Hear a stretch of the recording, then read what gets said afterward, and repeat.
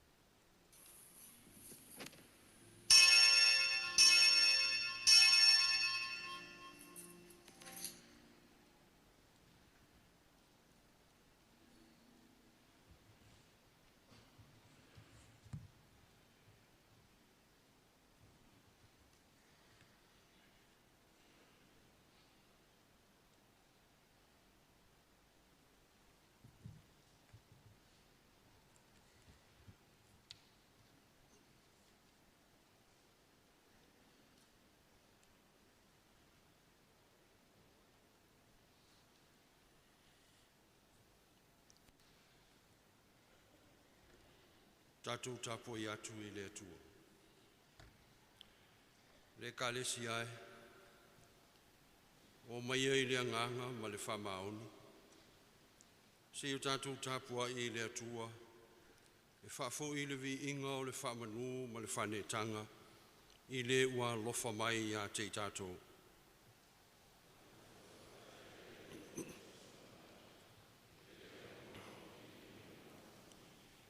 Amu ia le kālesia ua tua ia Iova, o le nuu o whiriwhiria e ia whai mono tofi. Nā pati ia o tō lima, nā alalanga atu ia I le atua ma le leo fia, o wae matautia Iova le siri ese, o le tupu siri ia I le lalolangi atoa. Amen.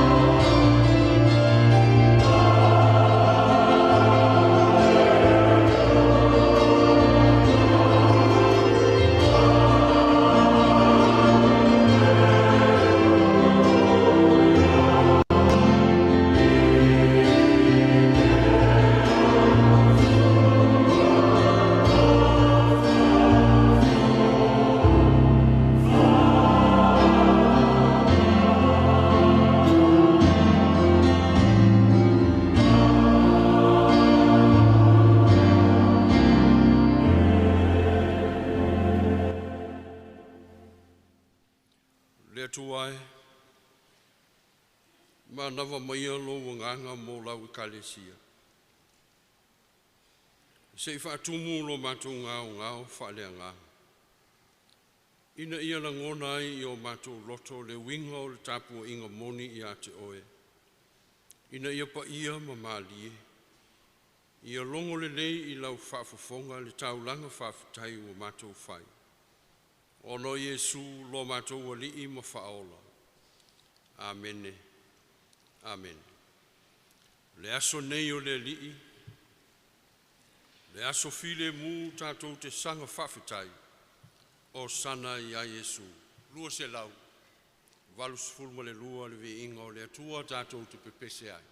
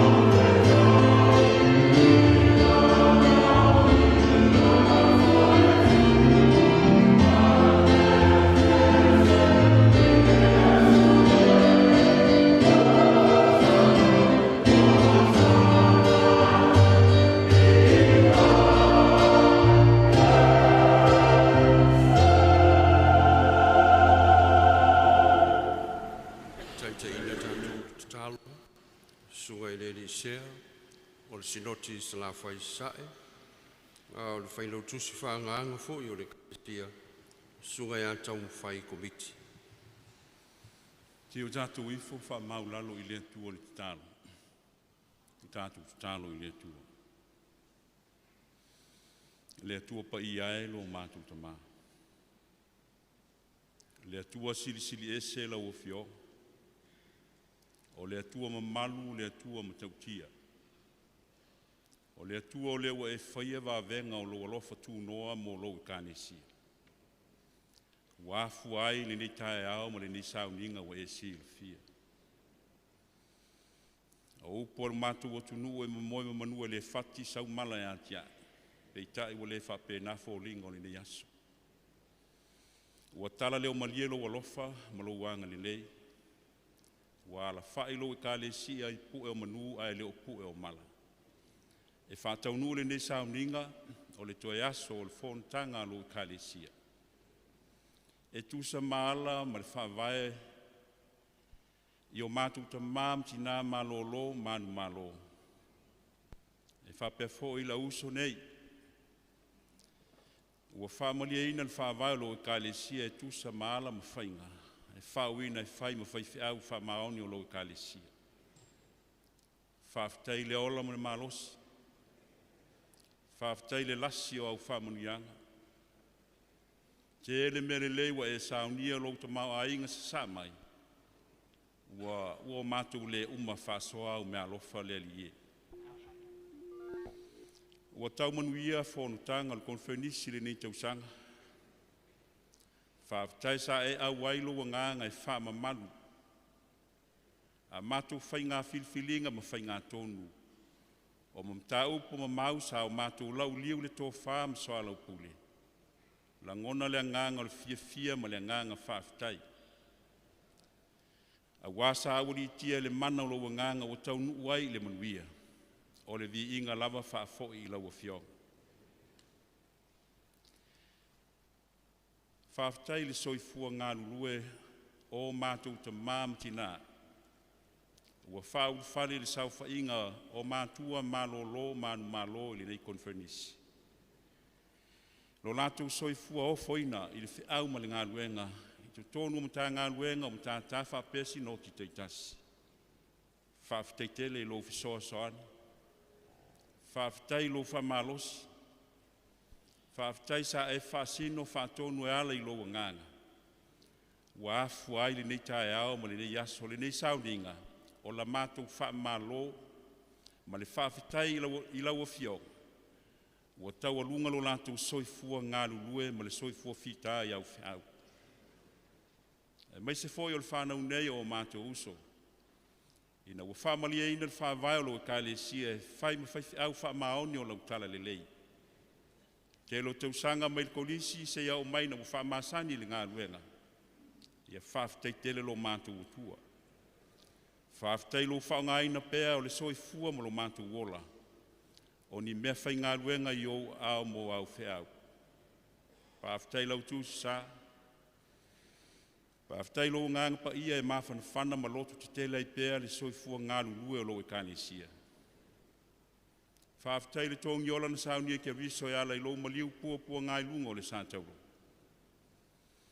O no le maua lunga ma le lau tele ma le loloto lo alofa ia i mātou ma le laulolangi atoa. Tawana ia mātou li liu moni atu i atu o e le salamo ma le wha atua. E wha ola i nai mātou le ola e wha wavau. E le ongi se i mātou. O afo i mea ua mātou whai. Le ni i e. E iai o mātou wha le tonu. E leo i mātou ni angelu. O i mātou lava o tangate e o mātou vaivainga. Whamole mole ia e whamangalo lo mātou le whamaon. Whamangalo lo mātou whatamala, le pai e ma le musua i au whiau. Mātou tusi lima ua whaingata lava na mātou aifo i mātou ia i mātou lava. Leli ie, e lei se me nefu lau sila whangati. A wā sili lau sila fio i mātou nei lolo mātou lo i mātou lava. Whamangalo lau whanau. O a foinia mātou whaaiunga ma whai ngā whilwhilinga li nei konfernisi ua le tusa ma lau silwhanga. Le li ia e wha pale pale mai lo alofa. Ma ia e wha ma ngalo lau whana. Me lava le maliu puapua ngāo ke riso Iesu lo mātou ali. O nona toto na malingi mai lungo le sāntau lo se ia fufuru e se nai o mātou ele lea. Ma sori ngā tū la fona. I lo mātou li liu moni atu i atu oe le sala mō ma le wha atua tua. Alofa ina i o mātou ta na oe o le a wha u whale le sau wha inga o mātua Malolo Manumalo. Ma ua se Malolo nga fia ma le file mu e ala i lau tausi alofa. I o lātou pō le whala maula le muri la.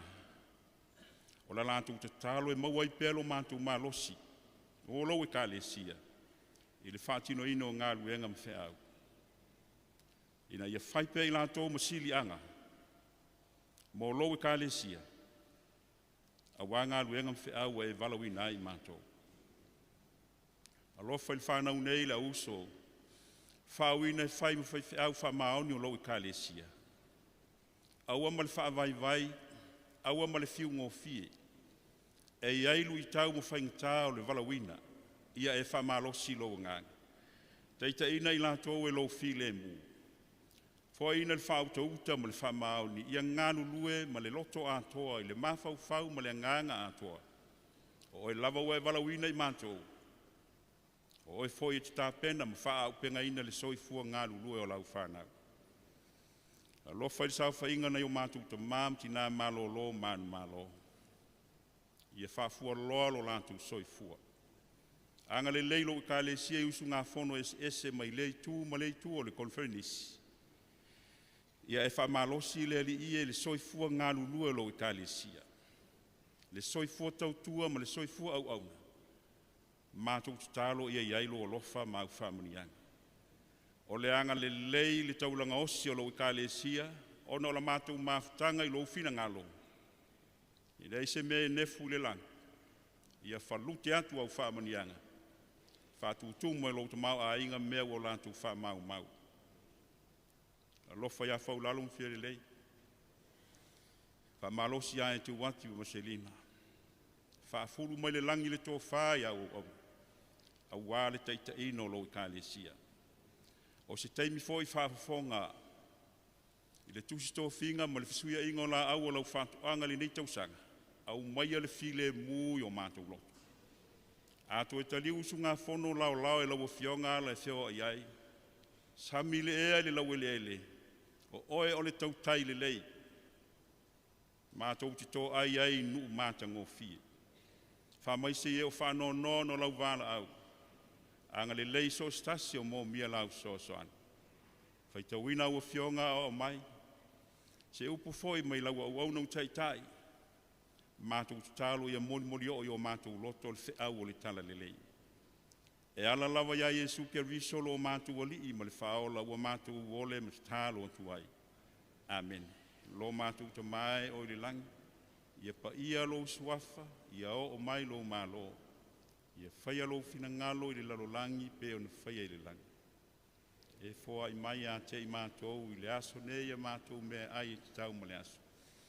Ia e whamangalo ia te i mātou ia mātou ang sala. Pe o i mātou fō i o na mātou whamangalo i nātu i e uanga leanga mai ia te i mātou. Aua fō i teita ina i mātou i whao so songa. I e lawea ia i mātou ai le leanga. Wai o le malo ma le mana. A toa ma le vi inga e whawa vaulau. Amen.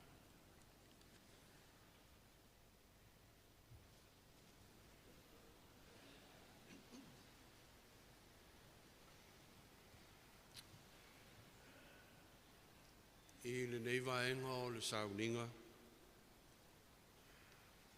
O le valauina o tatu tamā ma o tatu tina. O sauni mo le Malolo Manumalo. O le au te fisili atu ai. Ko ai ni Faifeau. O tatu te ia e whai mo Faifeau Malolo Manumalo. O le nei konferenisi. No fionga presidente ma le mamalu o le nei Sauniga. o te Faauuina atu suafa o i lātou nei wa talia, ina i aloa ia le kalesia lo lātou avea, ma Faifeau Malolo Manumalo. O le sunga ia Ioane, ma Maria tupo. O le sunga ia Sailiai, ma le faltua ia Ani Tavae tu maai.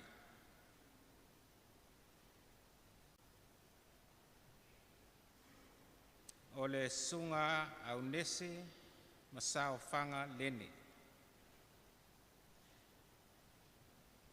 Sunga ia Mapesone, ma tia Fau Solomona.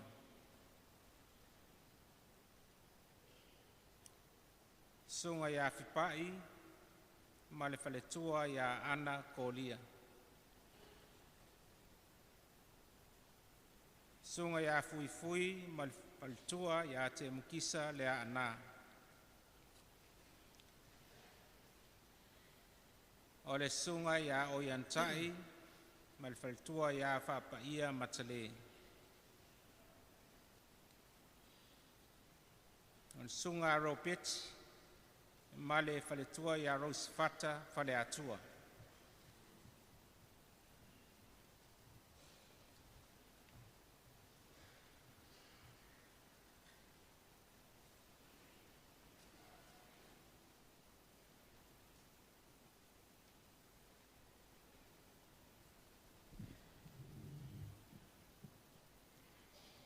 Tautai ai. Malo ngā lurue. Whaafitai loto soifua whatawhea.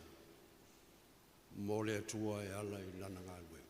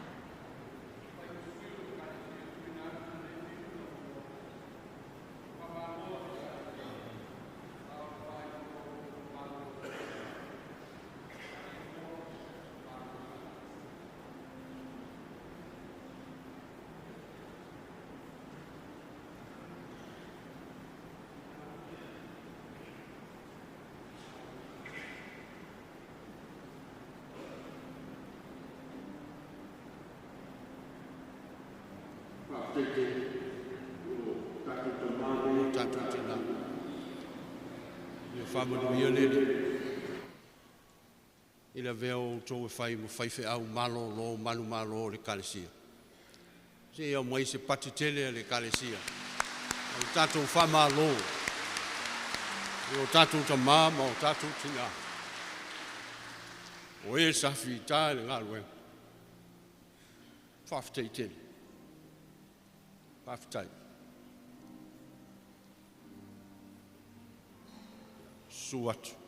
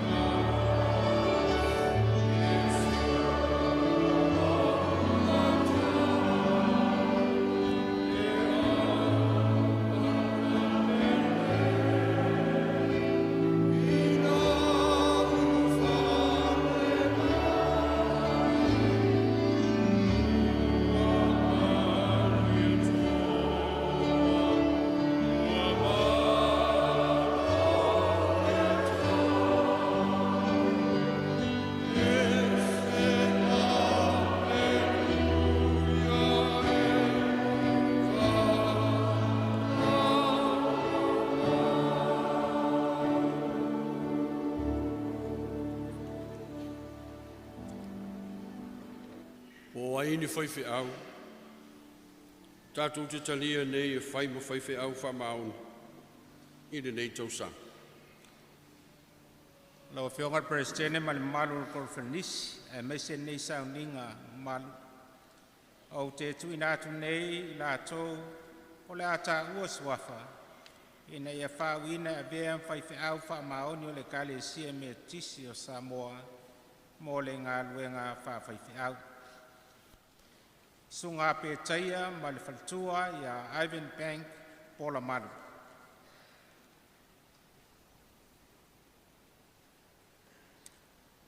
Sunga ia tupu ma le faltua ia Lini Maunga.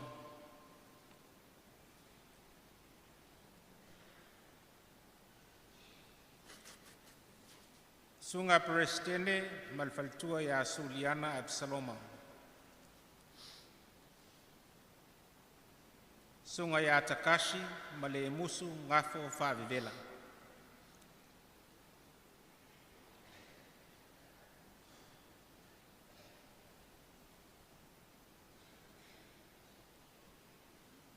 La ui loa le li ua fio i le nofoa li i sili ma le maualu. Ona pito ofu fo i na tumu ai le malu. Lo whalongo atu le si ufonga le li u whapea mai. Wai ea o te awina atu. Wai fo i e alu atu mo i mātou. Lo whapea atu ai lea. O a ule nei i nā awina atua. Le au soe, wau tau whafonga i a fionga pa ia e pei o le whaitawina mai le tusi pa ia. E winga i le tā ua o lo o tau tali atu i le wala au le atua e whai mo le sui. Ua filifili ai nei o tau ma tau fie a vea, mai e fola le tala le lei. I au tau sa ili ma moe keriso ua whata ape ina, ina ia whaola ina i la tau ia keriso e o i le whawawau. O le mele ia mawhau ai o tau lava i ate o tau, i le winga moni o lo o tau whaiwa. I o tau tō anga e te talo ma ia matua ma i le ngā, ina ia whaia mea umalava o tu uina atu i ate o tau tusai ma lo o tau tofinga.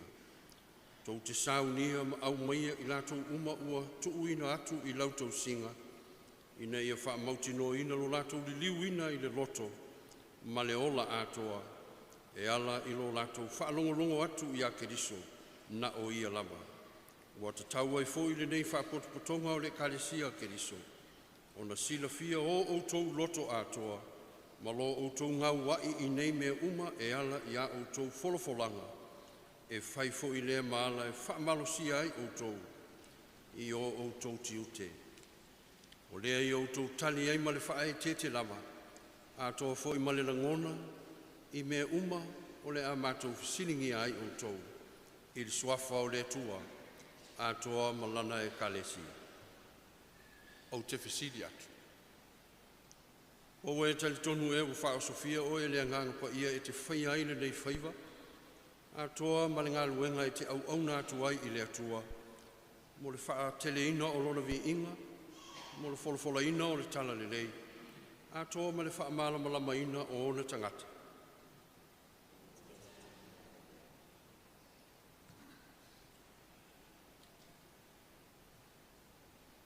Pe te tali tonu ea, o a onga umaolo i le tuspai, o te tauai maua lava ato atoa, mo le ola whaababau, e ala i le whatuatua i a Iesu Keriso.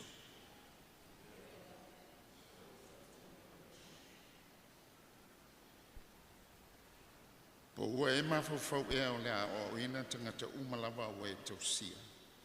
Ia tau lava o mta upu o tusia i le tuspa ia. Peo na e te tonu iai ma o te tau ai mo le ola e whaababau. Ai awa lava ma se isi mea.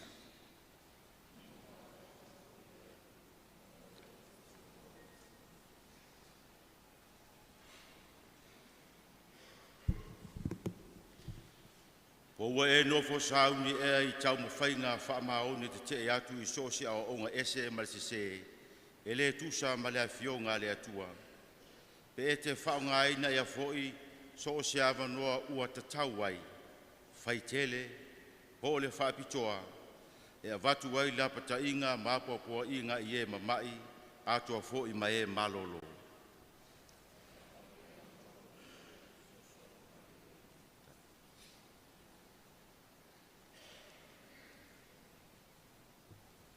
O e lotu malie, o le a whapea na e tau mawhaipea, e te au nātu i le upu masakaramet, i le malengawa i a Kiriso, pe i ona polo a ina i le ali.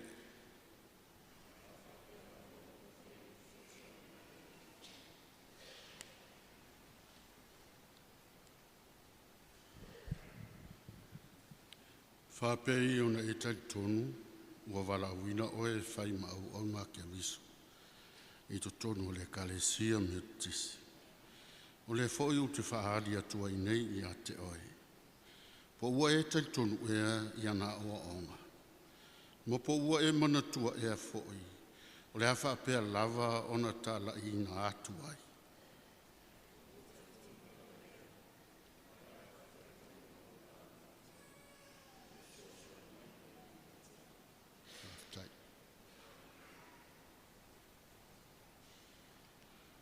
Pe te tuina atu ea e whai mātali i o le tala le lei.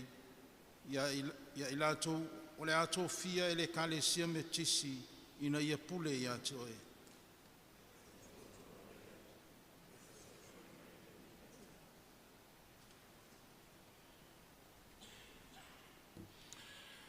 Po le a e mā e le ngā ea i le tutalo ma le whaitawina pēa o le tusipa ia.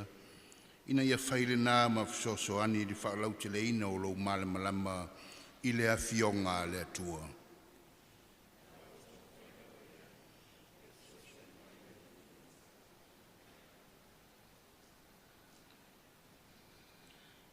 Pe e te tau mawhai ea ina ia whaa o ao. Ma whaa te tusa lau a mio a toa malo au a inga ia o ngā Keriso. Ia so mai te olai. Ma ia vea oe ma i lātou fo'i.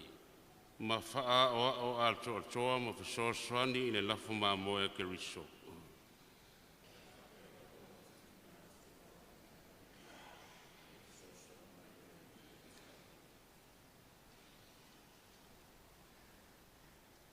E te tausia pea ea ma whaawa o atu le anga malu. Ma le file mu atoa ma le alofa o lo i ate oe i le au Kerisian onga. Ai mai se lava i lato o e watu i natu i lau tausinga.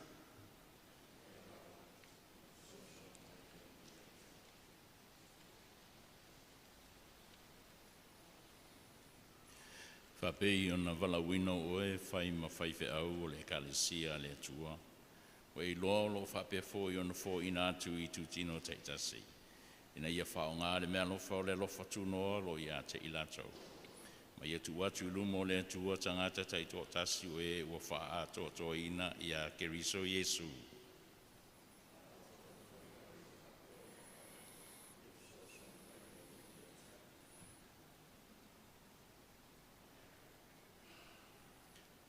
Whapea i ona Faauuina o oe whai masui o Keriso. Ia e ai o iatu i tangata ina ia whalelei ma le atua. E peise i wa ai o iatu le atua e ala i ate oe. Po le a e whaongaina pe ea le mea lofa le atua o i ate oe. I le fisoso ni mai o le anganga pa ia e whaamaoni ai le tala le lei. O le alofa tu noa o le atua i tangata uma.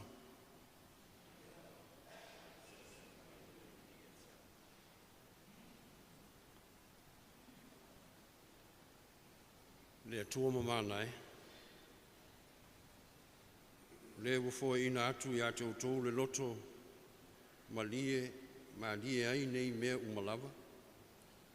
Ia whape ona fo i atu e ia i ate utou le malosi ma le mana. Tau te whai ai ia lava ngā luenga. Ia whape ona whai e ia lava lana whi au. E pei ona ia amataina i ate utou. Ono Yesu Keriso lo tatu wali. Amen. Le au soe. O ta ua i le evangalia a Luka, o Keriso lo tātou whaola, sa ta talo i le pō atoa, a o luma nai i le whiriwhilinga, ma le auina atu o le au apostol. O lo tusi e fo i le tusi o ngā ruenga, sa whawhapea fo i ona ana pongi ma ta talo le au soo, sa i ane tioka. A o le i whae e ina o latou lima i a Paulo Pānapa ma auina atu i la ua. O le mea lea i nā tātou te talo ai, pei o le wha o au wa au mai e lo tātou whaola o Keriso, malana au apostolo, ai tātou te le i auina atu i latou nei. Tātou te talo file mu, i tangata lava ia, mo i latou wa Faauuina i le yasu.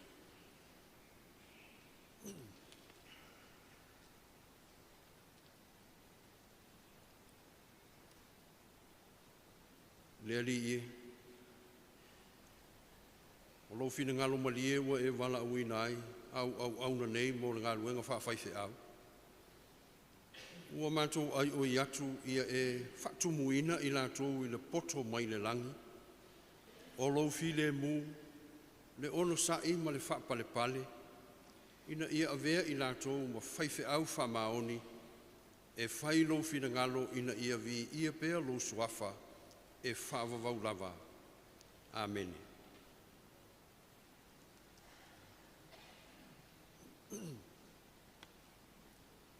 Alala pia i lalo mo pese file mu, i pese lua se lau, lua se fulu ma le ono.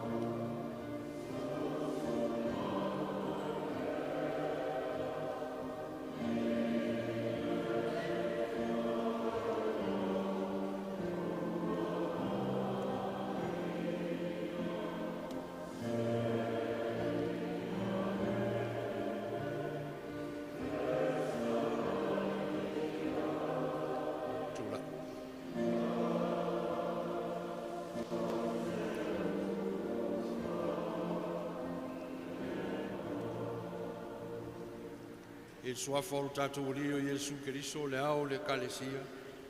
O te whasilisila atu ai. Ua Faauuina nei o tou I le whaiva o le ngaluenga pa ia whawhaife au. Le au soe I o tou tō anga e whaitau le tusi pa ia māpua po I atu. Mā o atu. Ia whai o tou ma leo leo mā moe a Keriso. Ia whawhanga I mā moe ai aua le aina. Ia sosoani I le ua vai vai. Ia whamalolo I le ua mai. Ia fusi fusi I le ua manua. Ia sa ili I le ua leiloa. Ia o tou walo lofa I le na wala uina o tou malana e kalesia. Ia au auna ma le loto ngā wa. Ona maua lea o tou o le pale ali I e whaavavau. Ono Iesu Keriso lo tātou ali. Amene. Amen.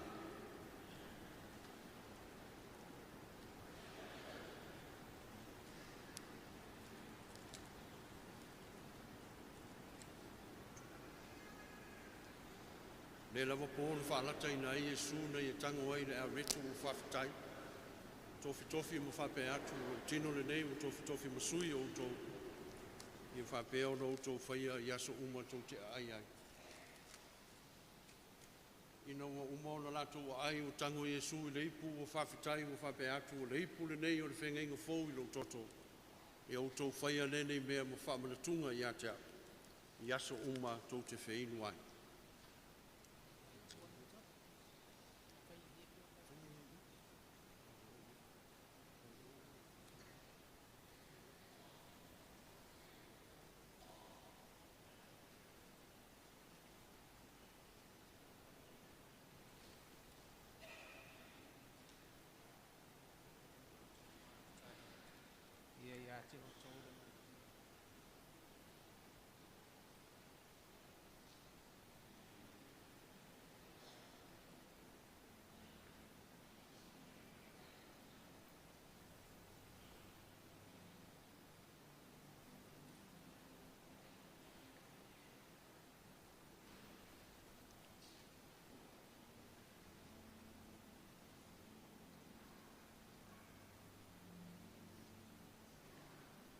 Tutula.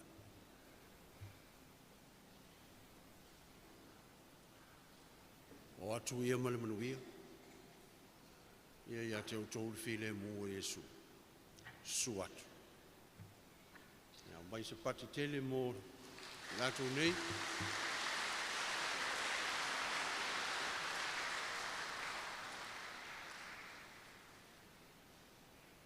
Le a tātou lau tutu mo le vi ingo le atua e lua se lau valsfuru. A o whaitau le tusi sā o sili no nao ngā. Lua se lau valsfuru le vi ingo le atua.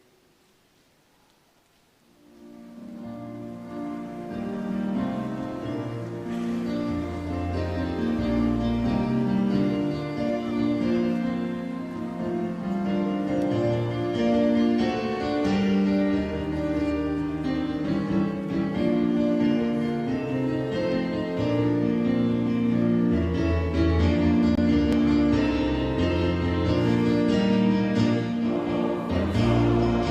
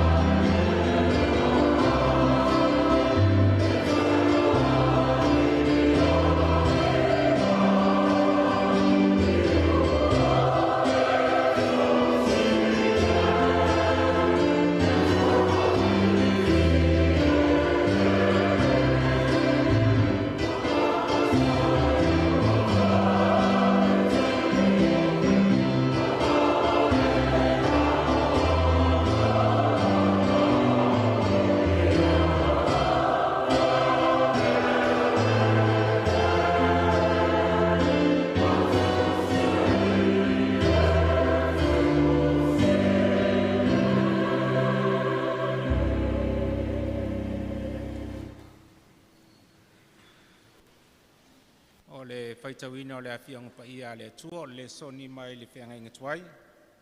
Ona mo mai le tusi o e soto lona tau koe wha, faitauina mai le whai upu e se fulu, wha ngata mai le se fulu ma le lua. Ona whai atu leo Mose ia Iova, a e alofa, le li i o au o le tangata e le iloa whai la unga. Talu ana mua ma ona po nei, mo e whetalai mai ai lau au auna. Wa le matala lo ngutu, wa le matala fo i lo lau whaiva. On whetalai mai ai leo Yehova ia te ia, o ai ea nana whaia le ngutu o le tangata. Po ai na te whaia le ngu, po le tutuli, po le vaai, po le tawasu. E le o au ea o Yehova. O le nei, aluia oe, o au foi o te whaatasi malou ngutu, o te ao atu foi a te oi upu, e te tautala atuai. Tātou vi ia le tamai, tātou vi ia foi e sui, a vi ia le angang sa, nei o le whaavau a mene o vi inga iwa.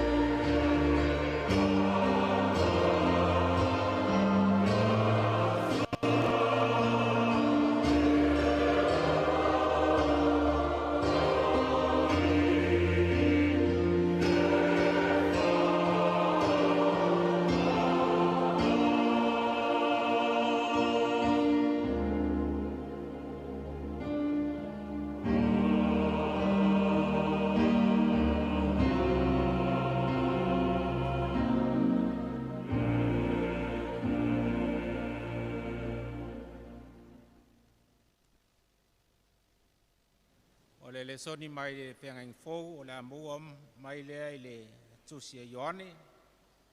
Ioane mua aolona mata upu e 5. Pai upu e 10 iwa whaangata mai le 2 maltasi. Ua tātou iloa e mai le atua lava i la tātou. A o le laulangi uma o lo nofo to i lalo i le leanga. Wa tātou ilo foi wa maliu mai le alo le atua. Wa ia foi na mai foi le mafau i ati tātou.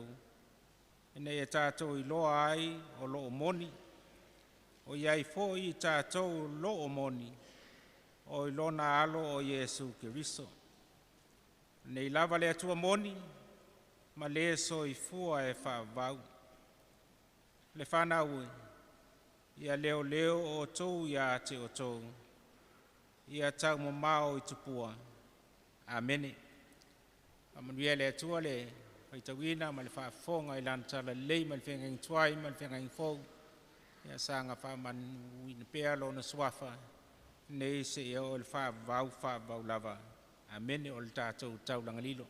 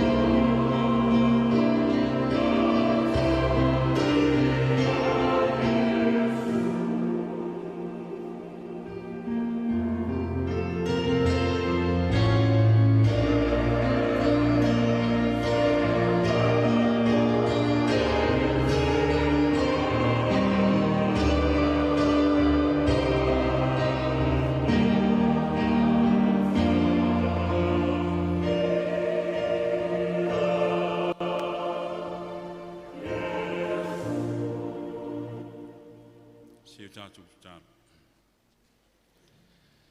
E ui lava ina le ngā whatia tau lima i ni taulanga mātou te whai.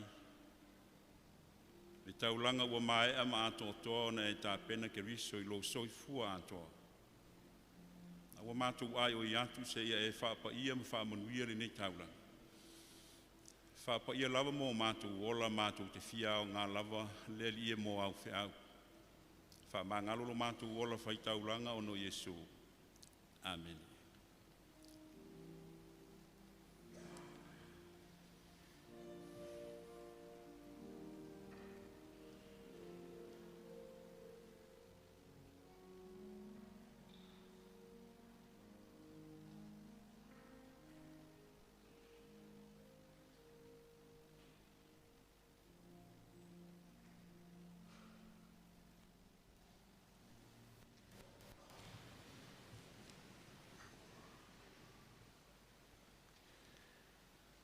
Yesu ye whaatonu mai, whesoasoani nei, ia mātou I loa ona whai, o lau wheau le nei, lua se lau sifuruma le ono le vi ingo le tu, tātou titoi pese ai.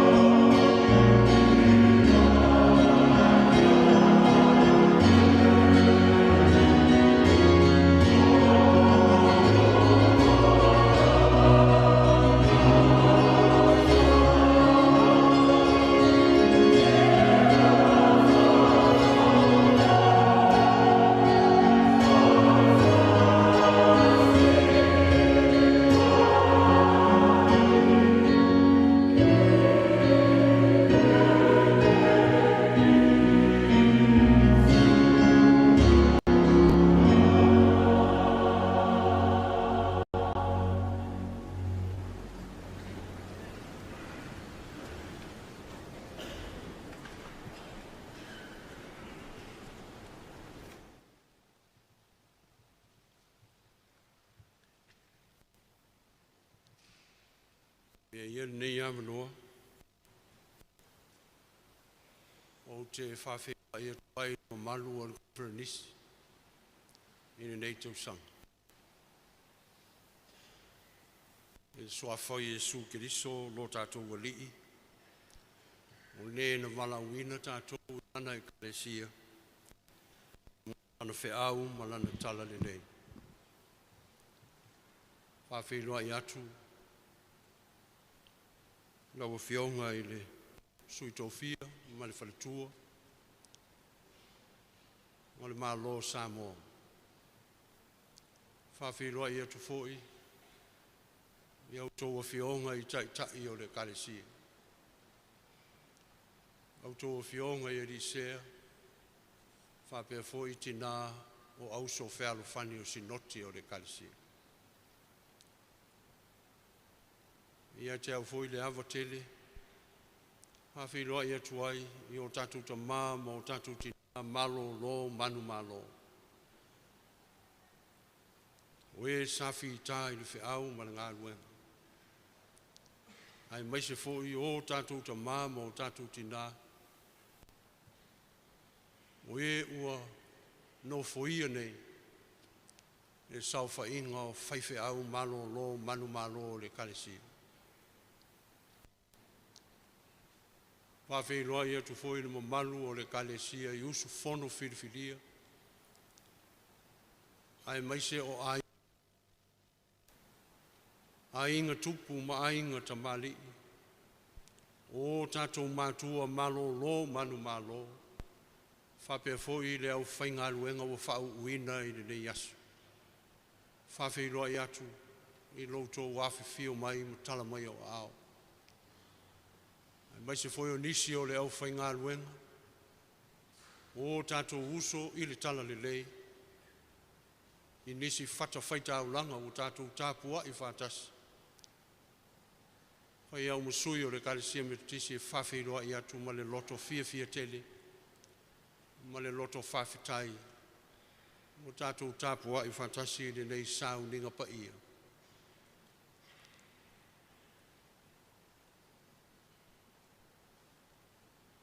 Ui lava ina ua uma fo i le konfrenisi ale uso whean.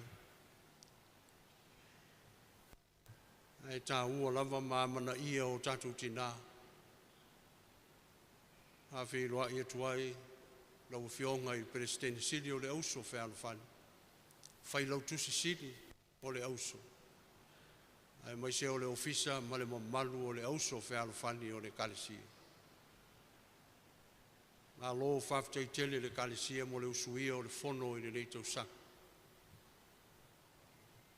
Whawhtei tele i lautou whautautanga lo loto. Whautautanga whaaru mamao. Ua mawhai ai o na tino mai, whe au mga luenga o le malo le atua o lo tātou o ngaru lue ai le lalolangi o le Kalesia lea. E ala i so tofi na ngalo. E pei o na tātou whai ai whai un. Mō le manuia o le Kalesia mō nei mātai au. Ua maria o, ua maria malo. Whawhitei tele le Kalesia, o lau pule lea. Vi ia le tua. I le whamoe moe o le Kalesia i le nei tau sang.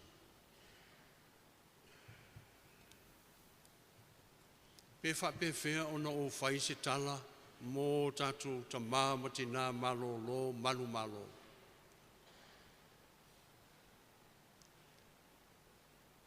Pea o mawhauwhau e mātutua lātou ai o te laititi. E le whitau i atea. Ona whai se tala mō lātou.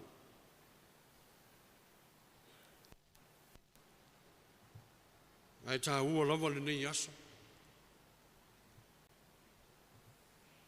Pei lava o nou tā ua i le amatanga, tau tai ai. E le whaingo fia o tō whaiva. Sa tau aia o tō e le li o le lalolangi, whawhi tā uli ma whainga tā ese, o le ngā luenga. Niala fo i leo le whai mai o le apostolo i le Kalesia i te Salonia, o lea mātou te mita ai ia te outou. Tama ai, o tātou tina, mita le kalesia. E le ngata ina mita le kalesia, ai mi mita le kalesia ia te outou.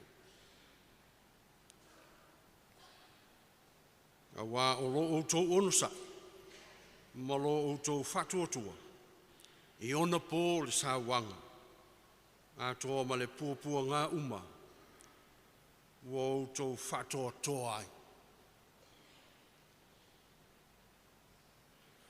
E ese foi le whauinga e le whailaunga I le aso ana nafi o le ono sa.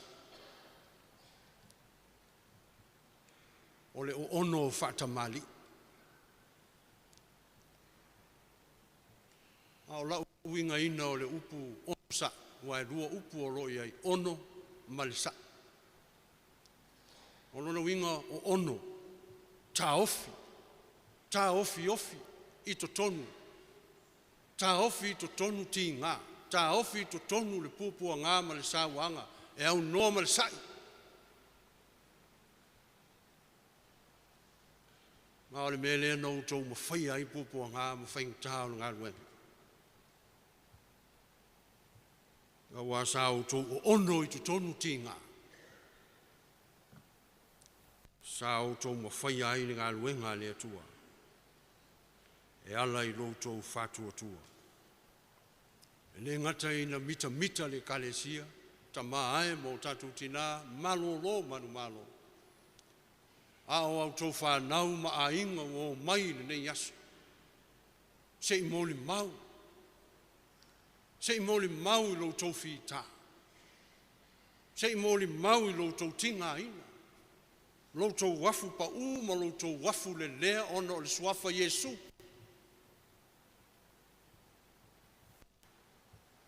Wa e manuia lautou whatautainga. Wa e malo lautou whatamasoali inga. Wa moli mau le kalesia, wa moli mau o tātou a inga. Lautou soifua sa ave. Lautou soifua ua fasi matea. Wa ave pule ai le atua. A le so wa I umanuia. O lea mātou te mita ai ia te outou. Ma mātou fia e whaai o tu outou I isi e kāsia, ma isi tangata o le lalolangi. Mea na outou ma whai ai pōpua ngā. Ma sā wanga o le whiau ma le ngā luenga. Ona o lo outou on sai. A toa ma lo outou whatuatua. Ia manuia lautou malolonga. Mo ta ua lava I le kalesia, o le Malolo Manumalo, ai tau te le malolo. Hei ona whaia o tātou ta mānei, o e na mua, o lo ta talo pēr, ma tui le muri papanga, ma ula muri la. A wale kalesia ma le au whaingalwe. O lo tau tua pēr I au lotu ma matanga alwe. Whawhitai tele. O le ta talo a le kalesia. I outou manuia. Ai mai se o outou whanau ma ainga. Mo le whaauauina pēr o tātou whiau. Ina ia whai pēr outou ma siri anga. Whai outou ma wha moenga. E whisiri tu iai mātou. Tā ua lautou tua lalo. Mātoa ma lautou whautuanga mō mātou. Ia manuia. Ona o le suafa o Yesu.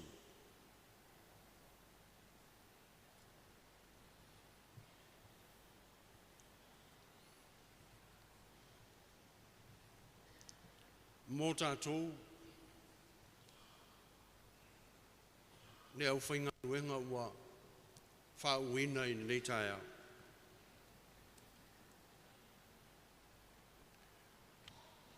A o tōu sa tātou no nofo I nei le ofisa. Te manatu fo, o le ale to e tele sa utala I ate o tōu. Wa ua lewa no whawhai lele o tōu. Mō le ngā luenga. Po ngai fo I lea o le whina ngalo o le kalesia, O ai lava I o mai piula, tau fiofi I nei. Tau fiofi I nei. A o le wha moe se I matua whale anganga o tau mo le wheau ma le ngālua.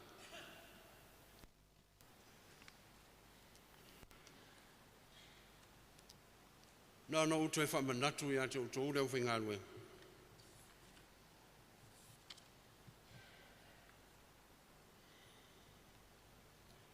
O upo lau tau tau tinonga I le leitai au. Wa o isi o tau pa wale o le mele sa whatatali o le whaau e umalo tia I lol pepale. Ia nan toi whamanatu I ate o tau. Le au soe. Wa o tau whafonga I a fionga pa ia e pei o le whaitawina mai le tusi pa ia. E winga I tā ua o lo o tau tali atu I le wala au le atua e whai mona sui o filifilia I nei o tau ma tau fia o tau e vea ma e fola le tala le lei. I o tau sa ili ma moe ke riso o whata ape ina ia whaola ina I la tau ia ke riso e o I le whavavau. Whanau e o le tatou whi au lea. Nā le toi whamanatu I ate o tau. A tau fia nei o tau ni nu. O whea fwoi me te tofi ai o tau ngāru rua ai. I o tau manatua. I o tau sa ili ma moe ke riso wa whata ape ina. E lua me whata ape ina ai ma moe ke riso. Whata ape ina ona o leang sala. Ona o leang sala. Le li o le lalo langi. Alana ia lava lea masani e whata ape le lafu o le atua. Aolo tātou whi au, toi au mai. Sa ili mā moe o le loa, ma whata ape ina e le angsala. Toi au mai tu tonu o le lafu, ma le ainga o le atua. O le tātou whi au na.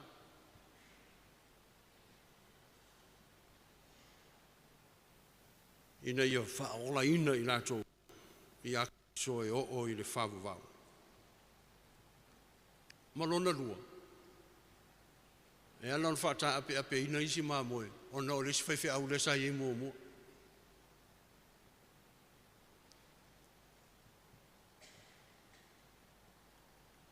Nā ngai whape nāle tātou ngā luenga. E a lesi whaiwhi au tamu whaiwha mau popo le lafu o le atua. Ai aluatu lesi whaiwhi au.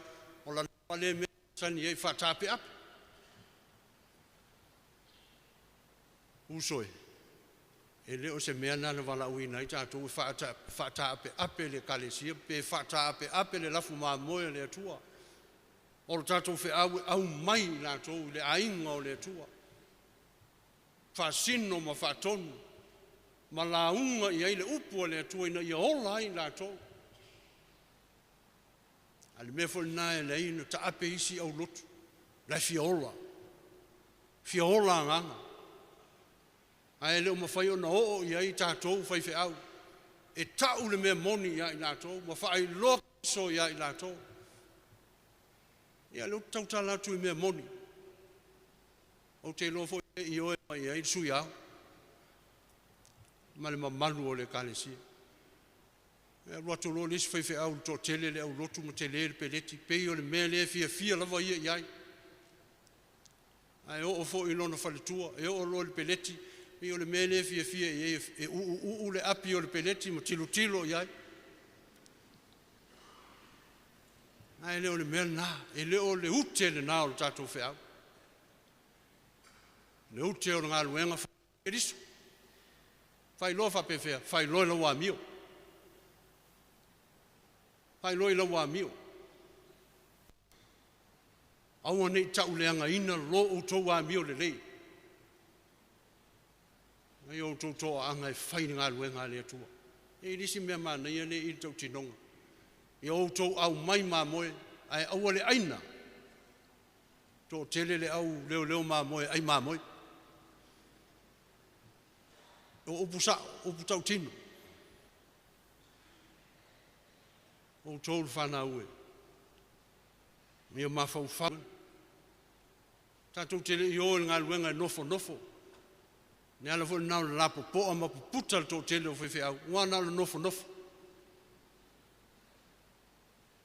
Tato wol ngā luenga e tū lei ni ngā luenga. Tū lei ni ngā luenga. Morona winga o nā mea, move. Move. Ai le tatu te le o e nofo ma whalue. I le taimi o Covid, e le ngalo ia te au nā aso ina ua walua i le whalemai tu lou, le whafonga le kalisia.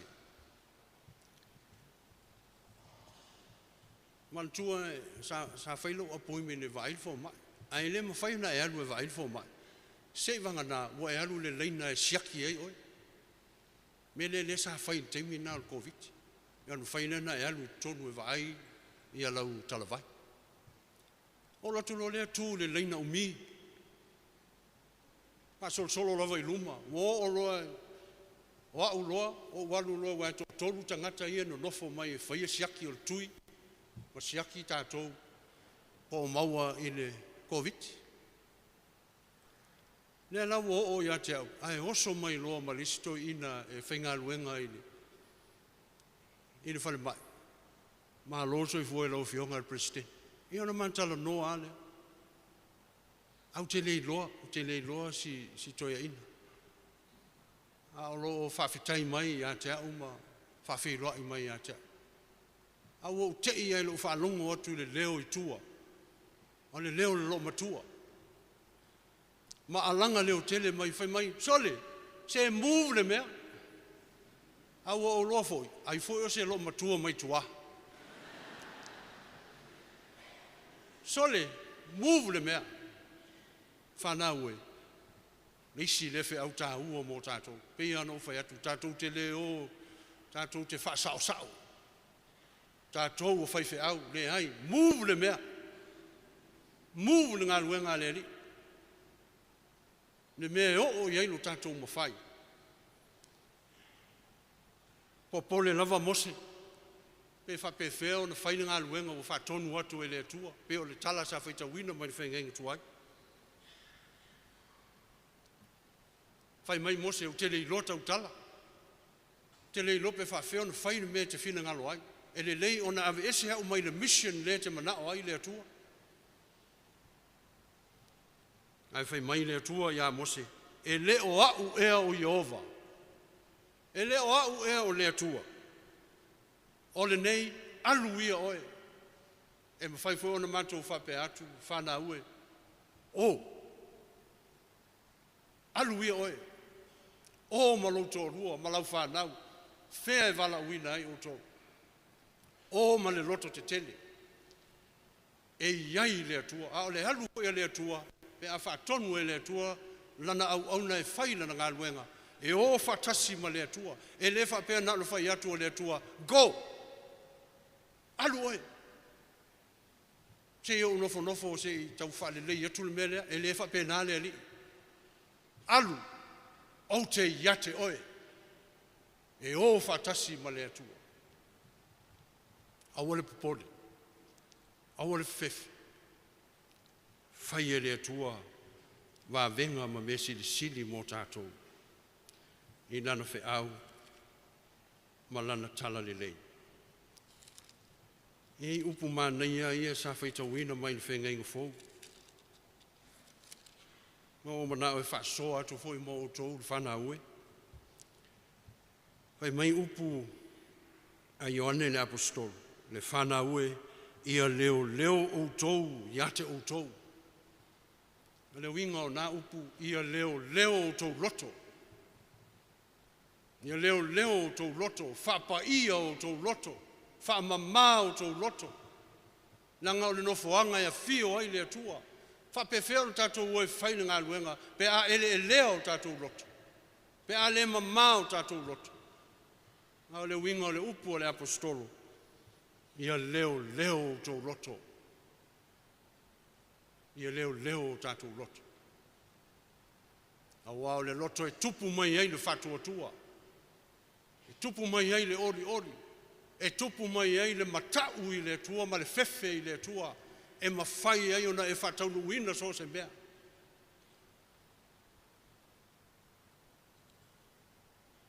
E iei le upu ma naia lava stasi faifeau. E whaavai mai le upu o le nā faifeau i le upu o le apostolo o Paulo o le whai mai. O le whātua ma le whaamoe moe ma le alofa a o le sili o nā mea uma o le alofa. Ai whai mai le manatu o le nā faifeau. E te tau ona mua le whewhe. Tau ona mua le matau. So o ai ma le alofa, so o ai ma le whātua, so o ai ma le whaamoe moe. Ai se hau whapea i le manatu o lea au nā lea tua. Whai mai lona tā ofi, o le pongai nā o le angsala, o le pongai nā o le tupu o mea le anga i le lalolangi, wa le ai se whewhe i le tua, wa le ai se matau i le tua. Wawa ai i taimi. I mea o lo te tupu mai. Whawhita uli onga, whea ngai ma le malo, ma le atunu. Tau ma whai le malo, yala ese, e fō i ai. Mai whea, wa le whewhe tangata i le angasala. E whai le angasala. Ma fua mai wa le eise matau i le atua, le kalesia, ma o tau whai wheau. O le lui fo le nā moa. Le a tātou woe whaile ngā luenga, i outou mata tau i le atua. A le winga o nā mea tā pena lo loto. Sauni lo loto. Whaamama lo loto. O le whaiwhi au sili na nā o le fia i ai ngā luenga lai whaatali mai. Whaiwhi au e loto fia. Loto mama. Ma neia upu ana pō mō tātou. Upu o tātou tamaia, te lelo na o ngā mō tātou. E lisi mea mā nei an tā ua, stasi o tātou tamaa na pō. Ile mea o le amana ia. O le autu o le nei konferenisi. A o oe le tangata o le tuai. A o tātou o tangata o le tua. A o tau o tangata o le tua. I o tau amana ia tangata. Tangata o le whawhanga ina tātou. Ai so ia sa wā i tangata. Ho ia tātou te upu te tele i tangata o le kalesia. A o onga mā neia ana pō sa au mai o tātou mātua mō tātou. Ai e saunia o tau loto. I o tau mata tau i le tua. A e matau i le tua. Tele me le lei tupu mai. E saunia i le tua. Mō oe māu. Mai tātou uma mō lana wheau ma lana ngāruenga. Ai ua uma natu. O le whewhe, po le matau i le atua. O le mea o pito sili leo na tā ua. E ngā ioi ai tātou i luma. E mū vai le mea i luma. Pea tātou mata tau i le atua. Ia tātou whewhe i le lalolangi. Ia tātou whewhe whai le angasala. Ia tātou mata tau i le atua. Tātou te mawhaia ai so se mea. Me le siri o le tāua. Mō o tau le au whaingarua. Whapea fwoi le kalesia o whafafonga i nei tai au. Ai ala fwoi na whapea mā tau le au whaingarua. O tau le kalesia. E isi mea pia tau te whapele pele i mā tau le au whaingarua. E tau te whai mai mea mana nei ma mea le lei, ai tau te pepelo. Pia whaase e ai mātou leo whainga luenga. Na uma le lei a leo tau sanga o nā whai au i ate o tau, e le ma whaina whaasao oe. Le ma whaina tau tala atu i ate oe. O ia a misi nei mea mana nei ia. Awa o te whailo le li lea malon tō rua. Ia ua umalo ma le whasifalawa lea o mai. Le kalesia. I o tō wāla lofa i leo whaingalwe. I o tō wāla lofa i leo whaingalwe. Ta usao i ei. Ma whautua le lei leo whaingalwe. Ai aua tō te whaia. Mea mana neia ma mea le lei. Pena o na whawhia i o le au whaingalwe. Paua leo le me tau te mana na o ai, talo si e tupu ai se mea. Le kalesia, tau tua nā ma tātou ngā luenga. O le ngā luenga nei, le tātou te whaia. O le ngā luenga matu. E wha moe fo i leo luenga. O le tātou ngā lulu e whatas. Mau po ponga le nao le whiau, ma le upu o le atua. Ina ia o i so se mea o le lalolanga. I manu ia tele o tau Faifeau Malolo mo le ngā luenga. Manu ia o tātou ta mama o tātou tina Malolo Manumalo. Manu ia le kalesia. Malo tātou savalinga i le nātou sanga fau wha le kalesia. I le fisosoa ni mai o le li. Ono Yesu. Amen.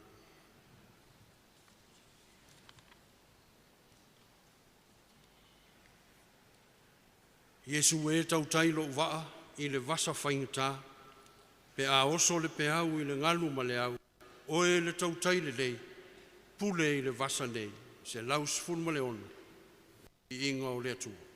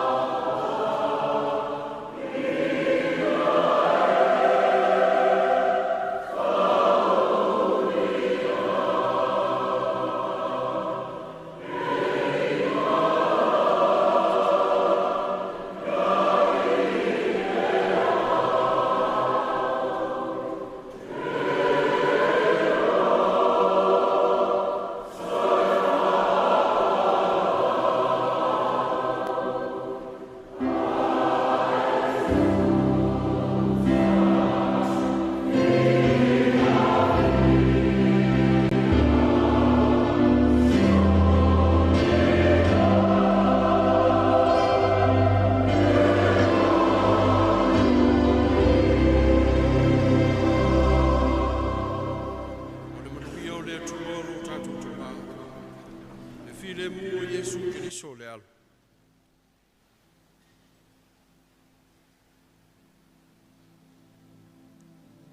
Ma le mafutanga whaatasi ma le ngāpai. Ia tuma wai pe lunga o le nei whapotonga ma lou kalesia. Nei mai o i le whaavavau lafa. Amen. Amen.